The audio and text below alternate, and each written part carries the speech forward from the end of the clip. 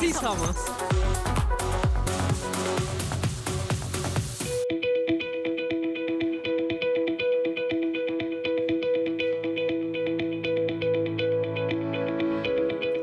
Bienvenidas, bienvenidos, bienvenides a un episodio más de su programa feminista del Canal 11, Sí Somos.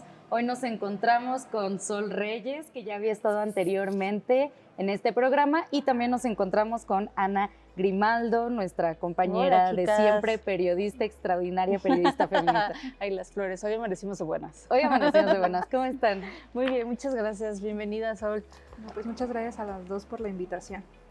Oigan, pues vamos a hablar de el arte y las mujeres. Y cuando hablamos del arte y las mujeres, pues podemos tocar un montón de aristas, pero nos vamos a enfocar en ciertos temas, vamos a politizar muchísimo el arte hecho por mujeres el día de hoy.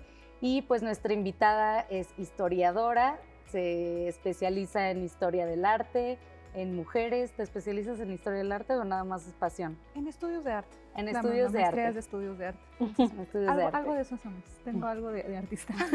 ¿También eres artista? A veces. A veces. Cuando andamos de buenas como hoy, ¿no? Oigan, y yo quiero empezar preguntando quiénes son las artistas mujeres que son reconocidas y por qué son ellas en específico.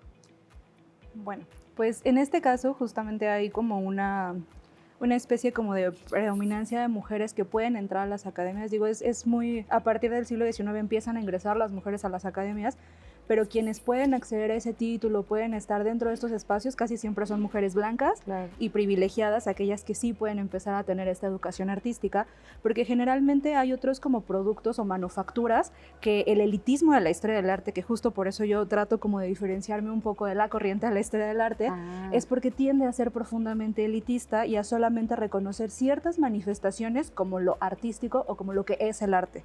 Entonces, por ejemplo, lo que viene siendo el bordado, los exvotos, algunas como inclusive recetas o muestras de cocina, no son tomadas en cuenta como manifestaciones de la creatividad, que es básicamente de dónde viene el término de arte, ¿no? Como algo del saber hacer algo, el tener esa predominancia con tener esa creatividad. Entonces, muchas de estas manifestaciones que entendemos ahora como arte popular son los espacios en donde generalmente se pueden desarrollar mujeres que no son blancas y que no son hegemónicas y que generalmente no las reconocemos o no las encontramos porque no entran dentro de esa linealidad de lo que es esta historia del arte blanca, europea y occidental, dividida así como si fueran cajitas de este es el barroco y este es el neoclásico, ¿no? Y esto pues no nos ayuda a problematizar ni siquiera a ver otros agentes que pueden estar dentro de estas historias. Que además es una división súper, no sé, transparente, porque no solamente es que sean blancos, es literalmente, o sea, la pauta del arte en general, no solamente para mujeres, desde el eurocentrismo, ¿no? Apenas veía un documental, digo, no es mujer, pero cuando Diego Rivera tuvo una fase cubista, Picasso dijo, ¿cómo no? Yo soy el cubista. Entonces dijo, no, nada de lo que se haga fuera de París, porque era cuando estaba en París, es considerado cubismo y solamente, son réplicas, ¿no? Entonces es esa validez a partir del eurocentrismo. Y dos, la parte de la clase, porque aunque no son europeas, quienes suelen hacer y en esta otra división de alta cultura, y el arte popular, ¿no? Sí. Quienes lo hacen son precisamente que tienen el capital económico y también cultural. O sea, si tú eres hija y bisnieta de un gran artista, es muchísimo más sencillo que te integres en ese mundo, ¿no? A que tú de entrada empieces a crear o a producir, porque son dos conceptos súper distintos y que también se tienen que hablar cuando estamos mencionando también del trabajo remunerado de estas artistas, porque no se remunera de la misma forma, ¿no? Sí, sobre todo. Entonces, por ejemplo, en esos espacios, pongo el caso de México porque es particularmente en el que me especializo, hay en la Academia de San Carlos el ejemplo de las hermanas San Román, que eran pintoras que entraron a la academia y que tenían todo el dinero para poder pagar esos materiales, y cuando se empiezan a implementar proyectos que se llaman las escuelas de pintura al aire libre, que son pues proyectos dedicados casi para el pueblo, de hecho estaban en lo que era la periferia de la Ciudad de México, que era Xochimilco, ¿no? Donde está ahorita Estudios Churubusco, que la gran periferia periferia de la ciudad, ¿no? Qué locura. En su mayoría quienes ingresan a estas escuelas, que son como una forma de sacar esa normativa del arte y enseñarle a la gente a dibujar y a pintar, son mujeres. Y el problema es que a partir de la investigación no siempre tenemos los nombres, no se recopilan las obras, porque a pesar de que pues, estaban ya estudiando propiamente artes dentro de las escuelas de pintura al aire libre, como son materiales pues, reciclados, como son pigmentos que ahí medio sacaban de algunos pues, materiales que tenían a los alrededores. Y que son flores, y que ¿no? son Cosas flores y así. que ellas estaban ahí triturando con sus manos artesanas, pues generalmente como no entra en esa categoría ni de los óleos ni de los frescos, por la materialidad también se les relega muchísimo y ni siquiera se conservan sus obras. Hay un montón de cosas que están ahí olvidadas en bodegas y que la gente las ve y dice, pues, ¿qué es esta cosa, no? Y en realidad pues son artistas que fueron pioneras en el aprendizaje de las artes. Claro. Oye, detrás de cámaras nos estabas contando que en Bellas Artes hay particularmente una mujer. Cuéntanos de ella. Mi amiga personal, Rina Lazo. Tu amiga personal. Rina Lazo fue una gran muralista, ella es guatemalteca, empezó a vivir en México a partir de 1946 y ella es la primera mujer que entra a Bellas Artes en este espacio de los murales y que dialoga con el resto de las obras que están dentro. Eso también es algo muy importante como destacar, el cómo las instituciones perpetúan esta desigualdad de género a partir de simplemente validar y legitimar a los que son artistas hombres y que ya tienen esa construcción, pues como que un poco más legitimada a partir tanto del Estado mexicano, porque son los grandes pintores del Estado mexicano, y que no pues dialogaban con otras formas y otras posibilidades de arte. En el tema, Rina Lazo tuvo que pelear así muchísimos años para poder ser considerada como muralista, porque inclusive sus mismos compañeros pues no la dejaban. Quiso hacer un mural en antropología e historia. Y cuando la bloquearon. No la Y bloquearon. aparte, Dijeron, es que tú tienes una hija. Igual Entonces, que María Izquierdo. ¿quién va a cuidar a la niña? Y una mujer ¿Quién la cuida? centroamericana. Yo creo que ese es un detalle Muy muy importante, ¿no? Porque si fuera una mujer francesa, pues muchísimo las puertas abiertas, ¿no? Por ejemplo. Y más o menos, ahí me gustaría agregar en esta parte de los bloqueos, porque creo que la parte política es súper importante cuando hablamos de una corriente artística, particularmente como el muralismo en México, que sirvió precisamente en el momento político e histórico del país para conformar, para ayudar al Estado a conformar la identidad de lo mexicano después de un siglo de guerra, ¿no? Pasa. Entonces, ¿quién es el gran encargado de hacer eso? Primero Diego Rivera, también Alfaro Siqueiros y José Clemente Orozco. Son los primeros 3 grandes muralistas que pensamos, ¿no? Y son hombres. ¿Qué pasa cuando no conocemos el nombre con el mismo nivel de Elena Huerta, de María Izquierdo? No solamente es no porque no produjera, no porque no tuviera la misma calidad sus obras, ni que produjeran en la misma cantidad, es porque también se debió a un bloqueo totalmente deliberado por parte de Alfaro Siqueiros, por mencionar un proceso, un nombre específico, en el que dijeron, pero ¿por qué se van a dar una mujer? O sea, pero es que ellas no son comunistas, ellas no están en la lucha revolucionaria, porque además también tenía su validez como artista, ser esta corriente de izquierda, pero que seguía excluyendo a las compañeras que formaran o no parte de esas filas ideológicas también, y que bloquearon deliberadamente su trabajo. O sea, les bloquearon que hicieran un mural en el Hospital General, en Antropología, en la SEP. Los compañeros, no el Estado, no estamos hablando de violencia estructural, o sea, compañeros que no quisieron compartir esos espacios que consideraban como dueños legítimos y únicos, ¿no? Sí, pero aparte ellos son los dueños del muralismo, ellos son los dueños del discurso y cómo tu discurso va a empatar con el mío. Aparte, deja tú que no fueran comunistas o sí lo fueran. Algunas eran feministas, por ejemplo, Aurora Reyes abiertamente era feminista y a ella sí le bloquearon un montón de cosas y estuvo haciendo murales en la SEP porque fue el lugar en donde sí le abrieron el espacio. Siqueiros sí tenía una buena valoración de Rina Lazo, pero aquí hay un punto bien importante también de género, que es que en el muralismo, siempre dicen, no, es que Frida Kahlo, Diego Rivera le terminaba los cuadros de Frida Kahlo. A Diego Rivera le terminaban los murales 20 personas, porque los murales no los puedes hacer tú solo. Exacto. Y en su mayoría, quienes le ayudaban a hacer estos murales eran mujeres. Rina Lazo tenía esa legitimación como artista, porque era la favorita, muy entre comillas, de Diego Rivera. Ella le ayudó a hacer hacer Sueño de una tarde en la Alameda, le ayudó a hacer muchos murales, y ahí está la mano de las mujeres, pero relegadas a ser la ayudante, la asistente. Sí. Y ahorita que comentaban eso de que, bueno, si fuera francesa le harían más caso, hay mujeres estadounidenses que Diego Rivera trajo como para enseñarles a ser muralistas y que fueron muchísimo más reconocidas porque eran estadounidenses, les abrían las puertas. Pero también lugares. pasando por un proceso, y se tiene que decir explícitamente, de acoso, ¿o no? Claro. Porque ¿cuántas historias sabemos de Diego Rivera sobre cómo, o sea, bueno, con la misma relación con Frida Kahlo? O sea, cómo pasaba esta parte de lo profesional a lo personal, y no es que no pueda pasar, por supuesto que sucede, y no por sí mismo está mal el hecho, pero había una relación de poder y de abuso en el que él, como su maestro, aprovechaba estas ventajas y tenía a jóvenes a su disposición porque querían aprender. Imagínate que te bloquea, o sea, se acaba tu carrera. Sí. Que hagas enojar a Diego ¿Cómo le dices Rivera? que no si hago enojar al que tiene los andamios y yo qué hago como artista, ¿no? ¿Y en la actualidad seguirá pasando algo similar? ¿Qué está pasando actualmente con las mujeres en el arte en México? Pues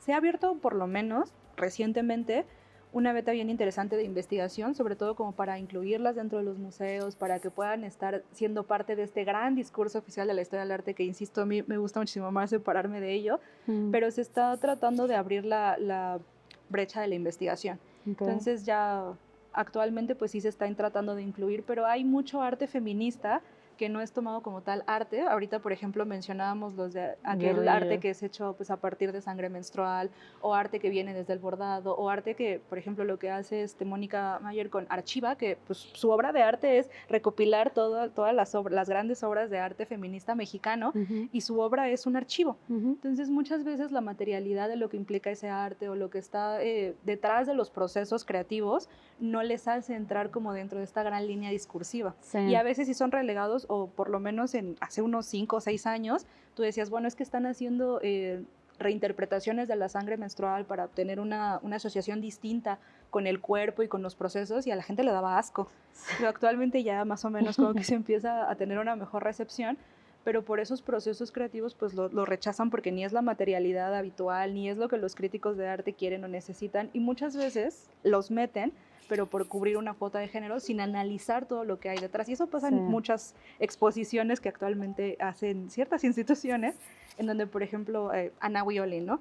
Siempre la ponen como, es que ella era la pareja de Dr. Atle, y es como de, si quieren difundir el arte de una mujer, pues no empieces vinculándola con un hombre y habla de su poesía o habla de otras cosas que hacía. Hace poco hicieron una expo de Ana Wiolin en Bellas Artes o en el Munal, no me acuerdo. En el Munal. En el Munal, y muchísima de la obra que había eran retratos de ella, y a mí eso me pareció alarmante. Saben que en vez de toda la obra de ella... Y no eran autorretratos. No eran autorretratos. Eran gente que era gente que la había desnuda. retratado desnuda. Y yo me quedé como, ¿dónde está ella? Toda la obra de ella? ¿Dónde está ella y su voz y su obra? ¿No? Bueno, hablando del arte feminista, que el primer estallido de arte feminista aquí en México fue a finales de los 70s, principios de los 80s, con Mónica Mayer y Maris Bustamante, que pues iniciaron haciendo performance. De hecho, las primeras obras, si es que no me equivoco, Sol, de arte feminista, pues fueron a partir del cuerpo, ¿no? Ya como bien insertadas en un feminismo, ¿no? Entonces, a partir de la performance feminista fue como se empezaron también a divulgar las ideas, las demandas, los deseos del feminismo, y desde los 80s hasta la fecha creo que ha habido mucho arte feminista, digo, sí, muy centralizado, o al menos el que yo conozco aquí en Ciudad de México, pero me maravilla la cantidad de manifestaciones de arte feminista que se están haciendo hoy en día. Lo mencionabas, el arte menstrual, pero también performances, y también se ha trasladado mucho al espacio digital y a lo digital. Por ejemplo, vemos un montón de ilustradoras feministas viralizando consignas importantes para el movimiento, y además en las últimas marchas yo he visto cómo se puso de moda imprimir estos carteles feministas y que los liberan para que sea democrático. Libres. Y no solamente pensar en el arte desde este formato plástico, porque también, o sea, desde la escritura, desde la música, desde las artes escénicas, como Claro. dices, estas nuevas corrientes de performance y de nuevas expresiones que todavía no tienen esta validación por parte de la gente, porque están acostumbrados a la alta cultura Sí. eurocentrista que nos hace pensar en arte, en un cuadro en un museo, Mm. cuando hay muchísimas más expresiones y que cuando son traídas también por otros hombres, regreso a Siqueiros, perdónenme por hablar de Siqueiros No, en un detéstalo. programa de arte de mujeres, pero estoy muy enojada particularmente con ese señor y con lo que pasa alrededor, porque cuando hablan, por ejemplo, de estas manifestaciones o utilizar otros materiales, como sangre menstrual, a la gente, no solamente en el arte le da asco, no podemos tener una conversación normal en medio de trabajo, con tus amigos, con tus compañeros, bueno, yo con mis amigos sí, afortunadamente, pero decir, oye, tengo cólicos, me estoy muriendo, o alguien tiene una toalla, alguien tiene un tampón X, ¿no? No pasa solo eso, sino que cuando los hombres se han atrevido a utilizar otro tipo de materiales, como fue Siqueiros de la segunda vez que estuvo en prisión, en Lecumberri, y después estuvo como en un arraigo, lo dejaron salir y se fue de arraigo a Tasco, y entonces por las mismas carencias que eso representaba para él, empezó a experimentar así de que con costales, con otro tipo de pinturas y pigmentos, y fue un genio, ¿no? Sí, no, Cuando, sí, y cuando hombre las bien, mujeres mujer, experimentan, ajá, ay, ajá, exactamente, y cuando las mujeres experimentan, dicen, no, mucha arte para ti, o sea, o eso no fue arte, ¿sabes? Hay una obra de arte contemporáneo que se llama, es una lata de mierda de Piero Manzoni. Y es Una de las lata de obras- mierda, es lata de mierda, literal. así se llama, lata de mierda en francés, ¿no? Y es una de las obras más valuadas. Es más, no vayamos tan lejos, el urinal de Duchamp. O sea, Claro. hay ahí todo un tema político y también para romper estructuras de salir de los museos y de la obra tradicional, plana y plástica que está ahí. Hay mucho detrás del arte contemporáneo. Pero hombre lo hace, está bien. Y Enséñame fue un un urinal en urinal, un museo, no una está bien. taza. Enséñame una lata de mierda, está bien. Pero mujer, Genio. Sangre, enséñame una sangre, ¿qué te pasa, no? O haz un performance, hay una que se llama Daniela Ramírez, que hace un performance de ella transfusiéndose sangre con alguien español, porque se supone que tú adquieres la nacionalidad española a partir de la sangre, entonces hace transfusión de sangre, y su obra es estar Haberme ahí dicho sentada. antes. Entonces, eso es como, ¿por qué, no? Sí. Y después llegan hombres y lo hacen y es como de, todo está bien. Y es que en el caso del arte feminista hay un concepto que maneja una autora que se llama Andrea Yunta, que es el artivismo. ¿De dónde Entonces, es ella? Ella es argentina. Ujú. Porque Hizo un también es libro bien de arte importante. latinoamericano feminista. Es una de las grandes investigadoras de arte contemporáneo No la feminista. conocía. Entonces, Ujú. te recomiendo mucho Entonces ahí buscarla. recomendado el libro. Sí, porque ella básicamente lo que hace es encontrar esta relación entre el cómo el arte no solamente es este punto decimonónico de la inspiración y de la contemplación, sino que es un espacio de acción y es un espacio de cambio y de transformación, a partir del cómo la obra puede representarle un corte de expectativa de sentido a la gente. Es decir, uno ve arte y espera sentir así la divinidad, ¿no? Decir, ya, La me iluminé, experiencia ¿no? estética, La experiencia estética que decía Kant y todo muy bonito, ¿no? Pero no esperamos extrañarnos, no esperamos ver algo y que nos genere repulsión o que nos genere Claro. asco. O Entonces, tristeza, ¿no? hay mucho performance feminista que lo que quiere generarte es eso, que sientas asco ante la sangre, ante los fluidos, ante el sexo, ante todo, y lo Sí. que quieren es que te extrañes y digas, pero ¿por qué me incomoda? Sí. ¿Por qué esto me hace sentir mal? O sea, ¿qué construcciones sociales tengo yo que esto me genera rechazo y asco? Entonces, esas condiciones que empieza a tener el arte contemporáneo, particularmente el latinoamericano, que fue desvalorizado garrafalmente por Europa. Como que empieza los a salvajes de tener América eso. hacen arte. ¿Cómo que hacen arte, Y no? además las mujeres, ¿no? Bueno. Hay una mujer que es afrocubana, que se llama Armonía Rosales, que retoma muchas de las pinturas canónicas de la historia del arte y las reinterpreta a partir de mitología yoruba. Entonces ya no es el nacimiento de Venus, ya es el nacimiento de Ochun. Porque ella lo que decía era, es que yo quiero incorporar mi propia visibilidad, mis propios cuerpos, porque yo veo arte y a mí como mujer negra no me hace sentido.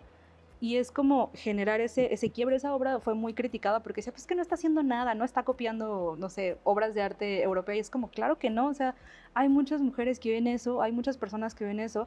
y la ruptura de ya no ver una persona blanca y ver una persona negra es muy fuerte. Así es. Y tiene ese poder disruptivo. No todo el arte, pero sí ese concepto que viene desde el artivismo, sí tiene ese impacto. De hecho, pues justo mencionabas esto, gran parte de la divulgación de las ideas feministas en México se hacen a partir de gráfica, y son muchas artistas feministas quienes están ahí imprimiendo en el Monumento a la Madre y quienes están en las marchas aventando cosas.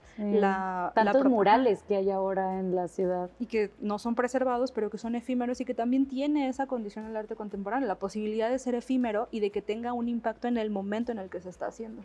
Oigan, yo quiero traer a la mesa para ya ir finalizando, tenemos 5 minutitos, pero muero de ganas por preguntarte tu visión del futuro del arte a partir de la inteligencia artificial y las mujeres incorporadas ahí. ¿Qué va a pasar?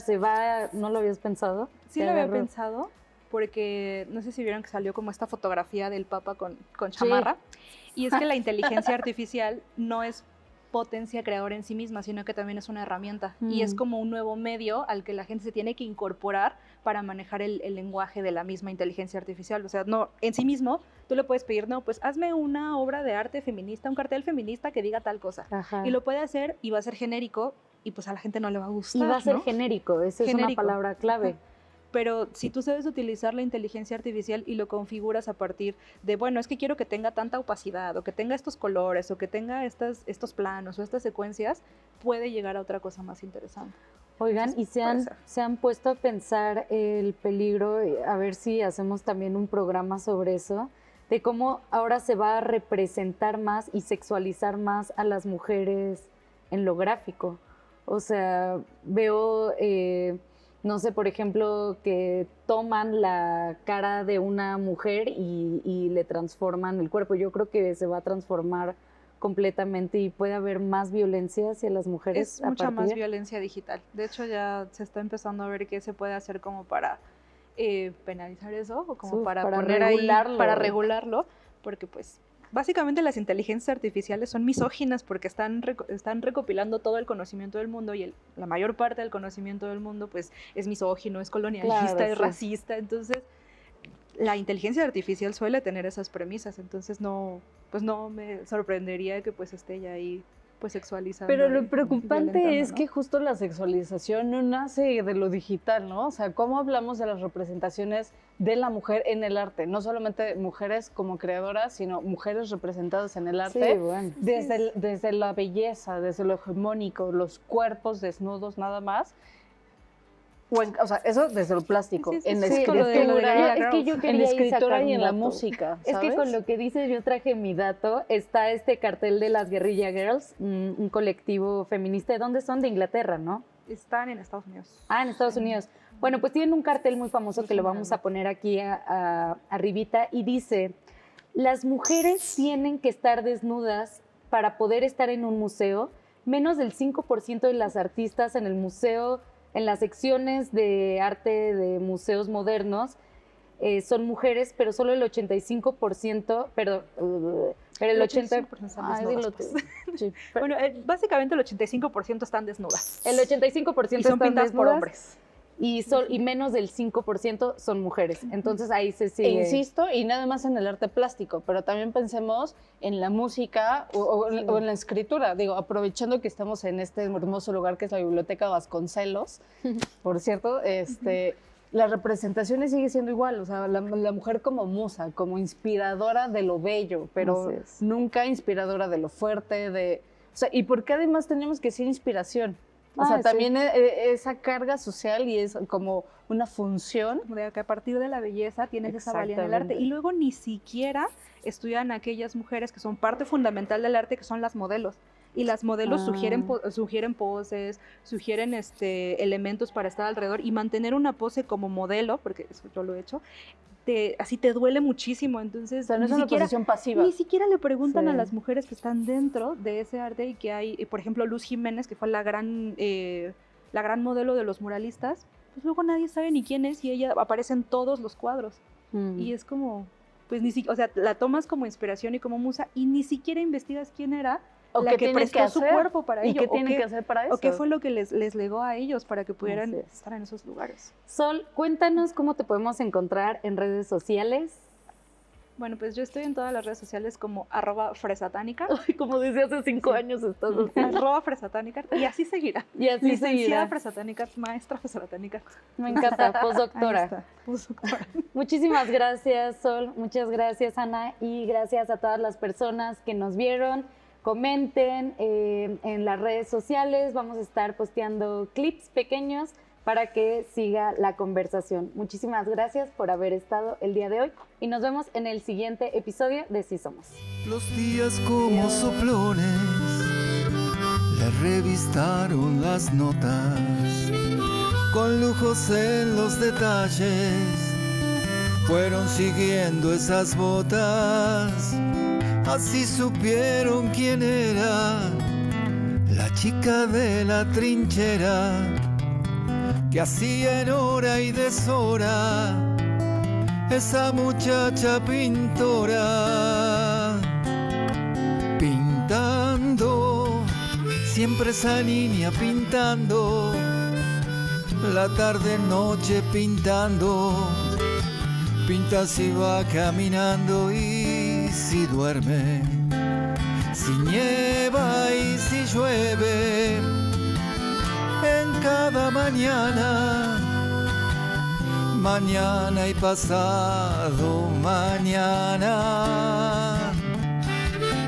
Pintando, la noche es tarde y pintando, una mujer va guiando sus dedos, se le parecen los ojos, el pelo, cuida sus crayones, limpia sus pinceles, de enero hasta enero, ahí van las dos, y atrás la vida pintando.